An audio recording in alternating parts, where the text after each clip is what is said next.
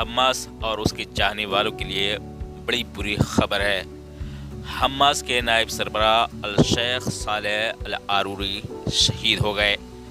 لبنان کے دارالحکومت بیروت میں حماس کے دفتر پر اسرائیل نے ڈرون طیارے سے بمباری کی، جس میں حماس کے نائب سربراہ الشیخ صالح العاروری اور ان کے 2 ساتھی شہید ہو گئے۔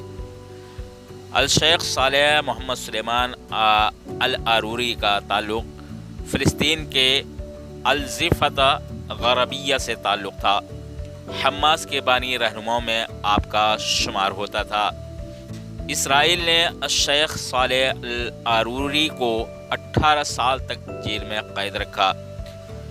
بعد ازاں شیخ صالح العاروری کو فلسطین سے زبردستی نکال دیا گیا اور آپ 3 سال شام میں قید رہے، پھر ترکی چلے گئے۔ بعد ازاں لبنان بیروت منتقل ہو گئے۔ اسرائیلی فوجی قیدی شالید کے بدلے حماس مجاہدین کی رہائی کی ڈیل بھی انہوں نے کرائی۔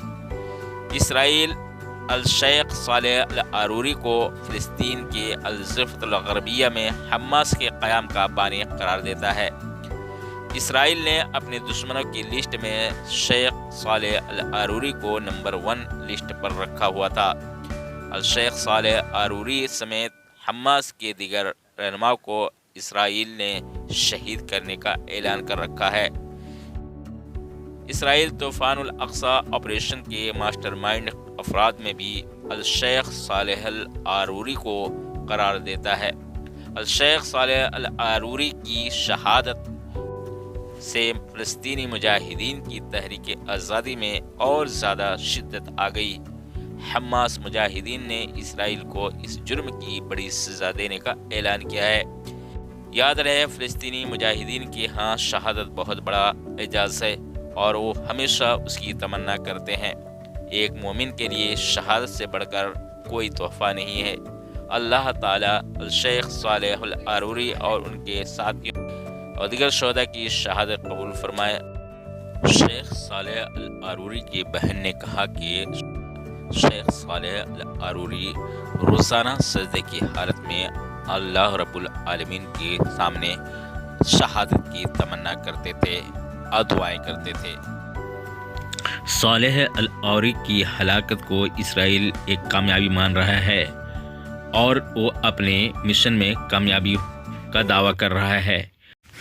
وہی حماس نے العاروری کی شہادت کے بعد اپنے مشن کو تیز کرنے کا وعدہ کیا ہے اور تمام مراحل کو اپنانے کا بھی وعدہ کیا ہے۔ اب آپ بتائیے، کیا صالح العاروری کی شہادت کے بعد حماس کمزور پڑ جائے گی یا پھر اسرائیل کو زبردست ٹکر دے گی؟ کامنٹس باکس میں اپنی رائے ضرور دیں۔